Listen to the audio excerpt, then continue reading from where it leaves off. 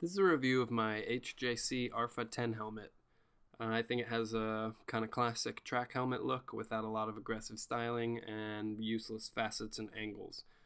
It also has a bunch of modern features I wanted to try out, including a quick release visor, pin lock insert for the visor, chin baffle, wind deflector, a breath deflector, and removable washable pads. Another reason I got this helmet is I like the color.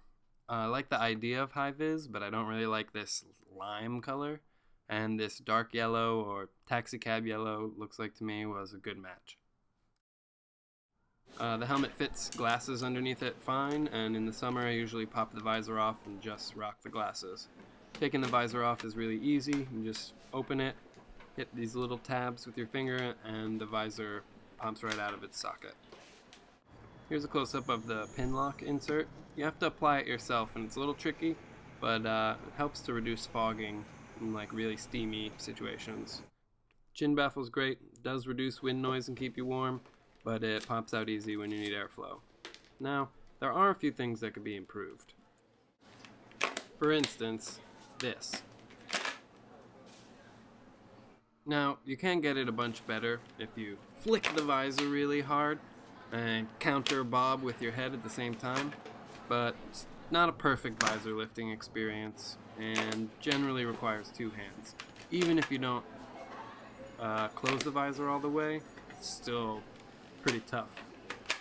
So I think that could be improved. I think the ventilation could be improved. I personally could use more airflow, and I find the vents feel really plasticky and cheap. They don't hold their position very well, and the adjusters on the top, since they protrude off the helmet, get caught on everything and it doesn't help. Now, one small nitpick is this rating sticker is supposed to be permanent, and it barely stands up to a fingernail. Now, speaking of adhesive, you see that logo in the forehead of the helmet? That peels off easily too.